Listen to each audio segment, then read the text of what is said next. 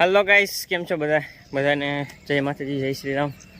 बस अत्यारपुरमा ग्राउंड में एम थयुं कि चालो अहींथी ब्लॉग उतारवानुं चालू करी दईए।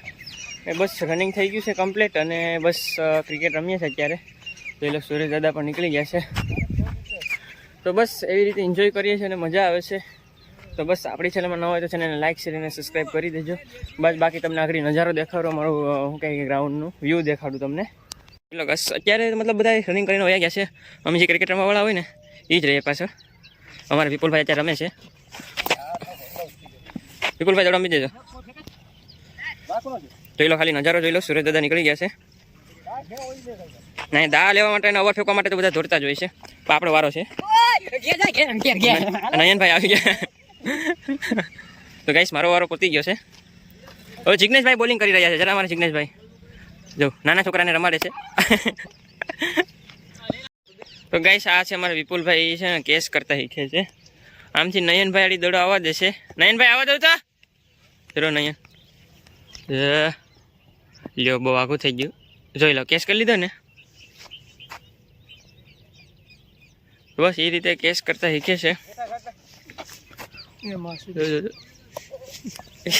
તો ગાઈસ કંઈ નહીં, બસ આ છે અમારા ગ્રાઉન્ડના અને શું કહેવાય સાધનો છે।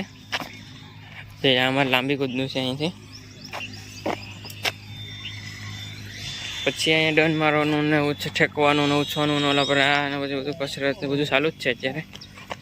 અત્યારના પરમાં રનિંગ કરવાની બહુ મજા આવે। અમારા જિગ્નેશભાઈ છે। બાજુ જાવ તમે ઘરે જાય કાલ મિલા। હા વાંધો ને, હાલો ઓકે।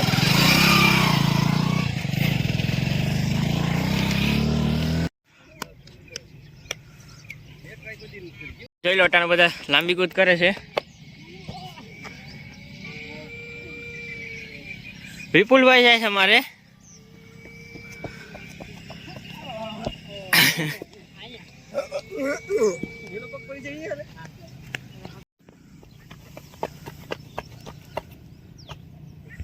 તો ગાઈસ જોઈ લો, બધું પતી ગયું છે અને હું ને વિપુલ અહીં બેઠા છે। જોઈ લો, વિપુલ છે, અમારા નયનભાઈ છે રેડી। અને બસ એવી રીતે એન્જોય કરીએ છીએ અને મજા આવે છે રનિંગ કરવાની।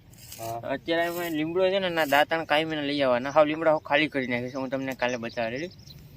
તો બસ હવે હાલતા જઈએ ઘરે ને હેડી રસ્તામાં હશે તો ખાતા જાઉં, બાકી પછી જોઈએ છે।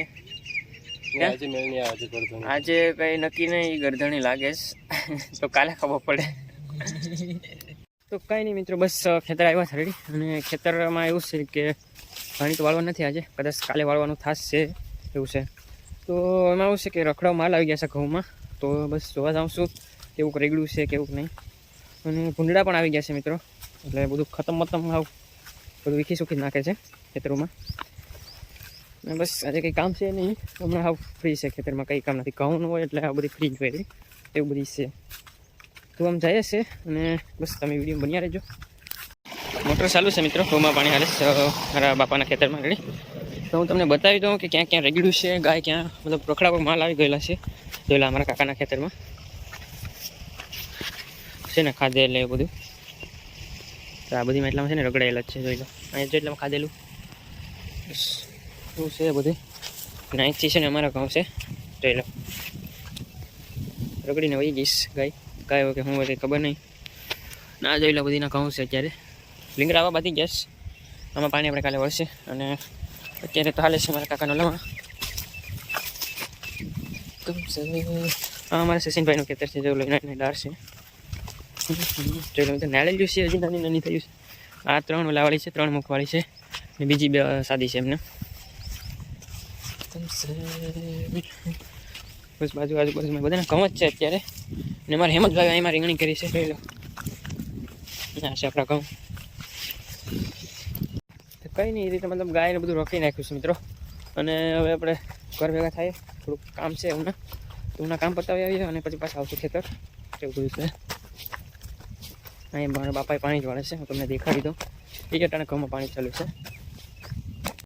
અહીં મારા બાપાનો નામ હાલે છે મિત્રો મોટર, એને ડાર અહીં જરૂર શકતે છે ત્યાં છે।